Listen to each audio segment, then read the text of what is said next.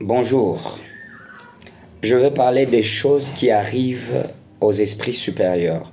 Parce qu'il y a 4 sortes d'esprits, 4 personnes. Il y a des personnes à esprit faible, des personnes à esprit moyen, des personnes à esprit fort et des personnes à esprit supérieur. Maintenant, je vais parler des choses qui arrivent aux esprits supérieurs. Comme il y a 4 esprits, il y a aussi 4 fondamentaux, l'eau, la terre, le feu et l'air. Il y a 4 saisons, il y a 4 points cardinaux et tout ça. Mais on en parlera un autre jour. Mais parlons d'abord de choses qui arrivent à un esprit supérieur. La première chose, c'est le combat. Quand tu vois le combat dans ta vie, cela signifie que tu es un esprit supérieur.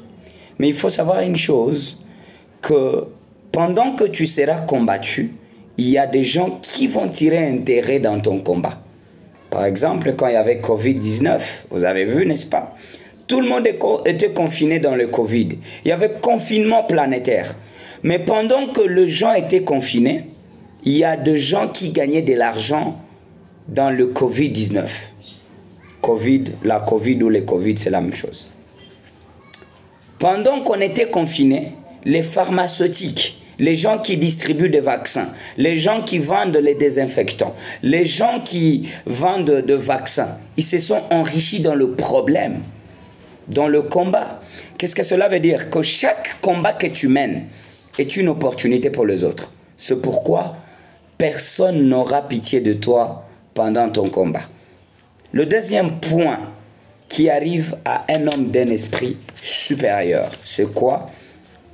C'est la critique. Quand tu es un esprit supérieur, accepte d'être critiqué. Quand tu es un esprit supérieur, les gens te critiqueront toujours. Ils diront mal de toi. Ils vont vous accuser. Ils vont profaner de mensonges. Moi, je suis médecin. Je suis docteur. Je suis aussi responsable d'une congrégation ecclésiastique, d'une grande église. Sur mon chemin, il y a des églises que je coordonne. Mais aussi, je suis un docteur, médecin de mon état. Mais j'ai passé par des séquences de critiques. Tu ne peux pas voir. Mais pendant de critiques, qu'est-ce qu'il faut faire? Ne te justifie pas. On ne se justifie pas devant la critique. Laisse à l'Éternel de te justifier. Et Dieu a 2 façons pour te justifier. Utilise ces 2 façons devant chaque critique, devant chaque accusation, devant chaque mensonge. La première façon de te justifier, c'est de faire éclater la vérité. C'est que la vérité éclate. Parce que tu peux beau te justifier, mais il y a des séquences, quand tu te justifies, tu augmentes la colère à tes accusateurs. Quand tu te justifies, ils risquent de croire que leur information est vraie. Pourtant, elle est fausse. Maintenant, toi, reste calme. C'est la façon tacite. Calme-toi, ne te justifie pas. Alors la vérité éclatera. Il y a la deuxième façon. Si la vérité n'éclate pas, il y a la deuxième façon de supporter la critique. Et c'est la deuxième façon que moi j'aime. C'est la gloire explosive.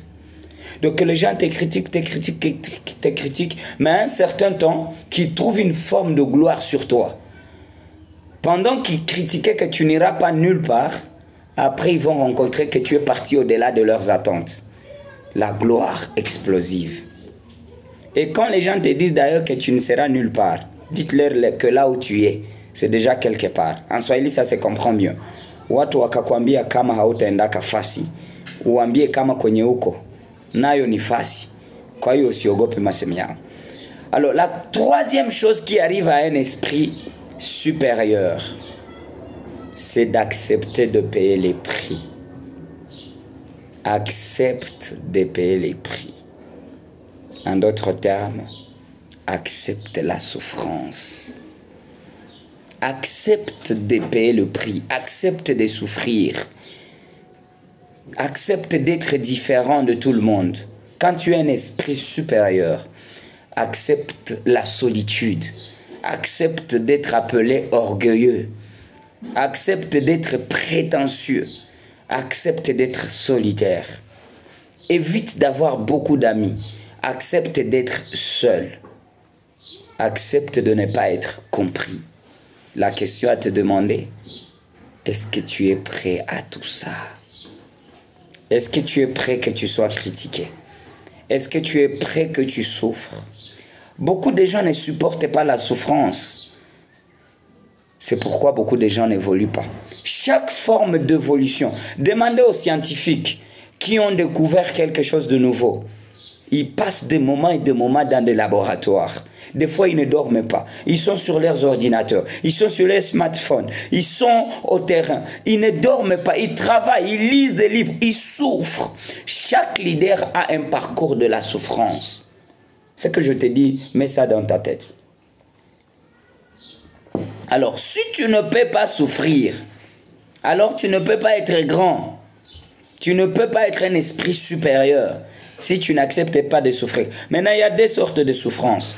Il y a des souffrances causées par les diables. Ce sont des souffrances, tu peux prier et ça passe. Mais il y a aussi des souffrances causées par ta porte d'entrée. Des souffrances portes. Des souffrances que si tu ne passes pas par là, tu vas souffrir. Si tu ne passes pas par là, tu ne seras pas appelé supérieur. Je vous donne l'exemple de Jésus, que tous les chrétiens de l'humanité adorent. Disons, le 3/4 de l'humanité adore Jésus. Même les musulmans, ils savent que Jésus, ce n'est pas n'importe qui.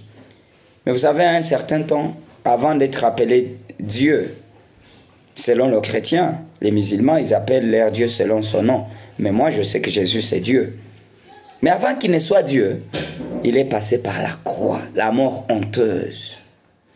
Alors, il faut savoir ça.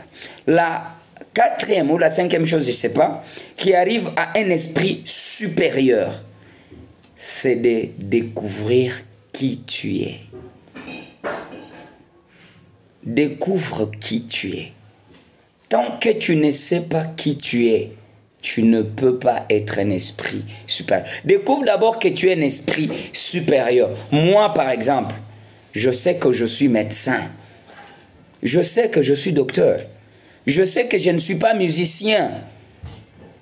Mais je sais aussi que je suis un révérend prophète. Je sais ça. Ce sont mes deux fonctions. Ma fonction spirituelle, je suis prophète. Mais ma fonction physique, je suis docteur. Je suis médecin. Je ne veux pas me mêler dans la musique. Je ne veux pas me mêler dans l'agriculture. Je ne veux pas me mêler dans les domaines des ingénieurs en informatique. Non. Je ne veux pas me mêler dans la politique. Moi, je suis médecin. Donnez-moi la bistouri, donnez-moi une seringue, donnez-moi le fil, donnez-moi des malades, je vais écrire l'ordonnance. Mettez-moi dans la salle d'op. C'est ça, je sais. À part ça, donnez-moi une église. Je vais prêcher, je vais enseigner, je vais prophétiser, je vais délivrer. Ce sont là mes deux fonctions, spirituelles et physiques. Et là, je pars tout droit. Un esprit supérieur, c'est définir qui il est. Quelle est ta force? Qu'est-ce que tu sais bien faire? La sixième chose pour savoir un esprit supérieur, la sixième chose, c'est de construire un hôtel. Kujenga mazabao. Construire un sacrifice. Construire une offrande. Si tu es dans une église, offre à Dieu. Si tu es dans une mosquée, offre à Dieu. Et si tu n'es nulle part, apprends à faire des sacrifices. Tu peux avoir 1000 $. Mais prends 100, donne aux orphelins. C'est un hôtel que tu es en train de bâtir, de construire. Apprends à donner aux faibles. Équilibre la ligne de ta vie. Apprends à donner aux veuves, aux gens qui n'ont rien. La main qui donne, c'est elle qui reçoit. Et Dieu dit, quand tu donnes, tu recevras au centuple. C'est-à-dire, quand tu as donné à un orphelin 10 $, tu récolteras fois 100. Quand tu as donné à une veuve, à quelqu'un qui n'a rien, apprends cela, ça va t'aider. Je m'appelle Dr Serge Sogote Paul, la lumière. Partage ce message au nom de Jésus. Amen.